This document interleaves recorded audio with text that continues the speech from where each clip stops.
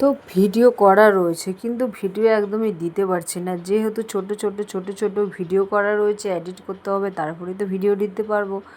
আর আজকে প্রায় 1টা বেজে গিয়েছে, কিন্তু এখনও অবধি কোনো ভিডিওই দিইনি আমি। যেহেতু এত কাজেরই ছুটি পাচ্ছি না, তো ভিডিও এডিট করতে বসবো কখন? এডিট করতে বসলেও তো একটা সময় লাগে, তাই না? কিন্তু সেই সময়টাই আমি পাচ্ছি না। তো সকাল সকাল আমি উঠি, আমার সাথে সাথে আমার মেয়েও উঠে যায়, কারণ আমি যখনই উঠি ও ঠিক বুঝতে পারে যে আমার মা উঠে গেল। আমার সাথে সাথে আমার মেয়েও উঠে যায়, সে খেলা করে আর আমি কাজ করি। তো ব্রাশ হাতে ধরিয়ে দিলাম, সে দাঁত মাজবে আর আমি এদিকে রান্নাবান্না করবো। আর সে ছাদে গিয়ে মুখটা ধুবে, আমি ওখানটায় গিয়ে জলে রেখে আসলাম। তার ব্রাশ করা শেষ হবে, তার ব্রাশ করা হবে, তারপরেই ওখানটায় গিয়ে মুখ ধুবে। বাথরুমে গিয়ে মুখ ধুবে না, কারণ বাথরুমে মুখ ধুতে গেলে ও প্যান্ট বলে ভিজে যায়, তার জন্য ওখানটায় বসে বসে মুখ ধুবে। তার জন্য আমি জলটা রেখে আসলাম। আর এইদিকে বসে গেলাম পেঁয়াজ কাটতে, কারণ আজকে রান্না করব মাছের ডিম। আর সকালে খাওয়ার, কারণ রাত্রেবেলা বাদাম ভিজিয়েছিলাম, করব ঘুগনি আর পরোটা।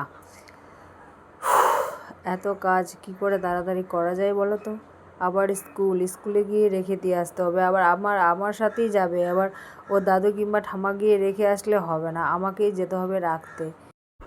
তো চলো ঝটপট করে রান্নাবান্না করে নিই আগে যতটা পারি, কারণ অর্ধেক রান্না হয় আর গ্যাস বন্ধ করে তাকে স্কুলে রাখতে যেতে হচ্ছে আমাকে, কিছু করার নেই। তো আজকে রান্না করব মাছের ডিমের ঝোল, আর সকালে খাওয়ার করব ঘুগনি। বাদাম সিদ্ধ করেছি, এখনও অবধি তো রান্নাবান্না কিছুই হয়নি, এখন তো শুধু কাটাকুটি চলছে।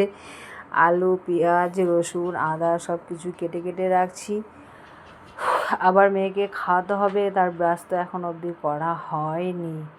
তার ব্রাশ করতে গেলে মিনিমাম 1 ঘন্টা ধরে রাখো, যে ব্রাশ করছে আবার খেলা করছে, ব্রাশ করছে খেলা করছে।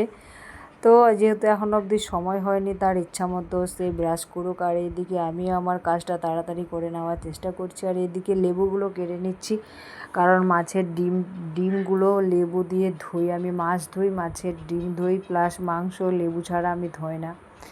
তো আর প্লাস খাওয়ার জন্য কয়েকটা লেবু পিস রেখে দিব, যে ভাত দিয়ে খাওয়ার জন্য।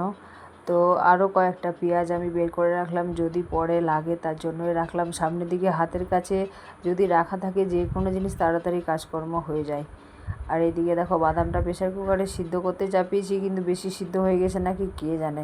অবশ্য বেশি সিদ্ধ হয়নি, ঠিকঠাকই সিদ্ধ হয়েছে।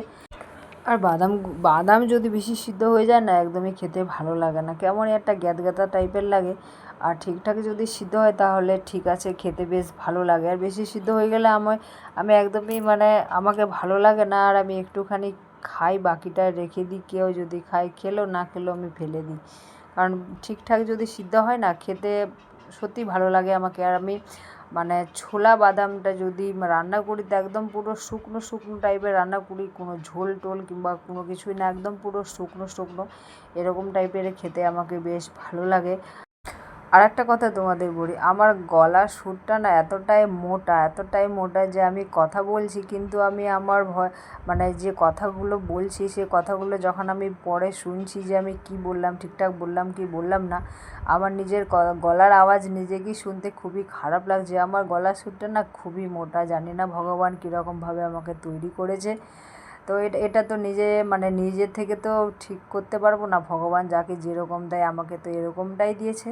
তো চলো বিছানাটা খুব সুন্দরভাবে গুছিয়ে নিই।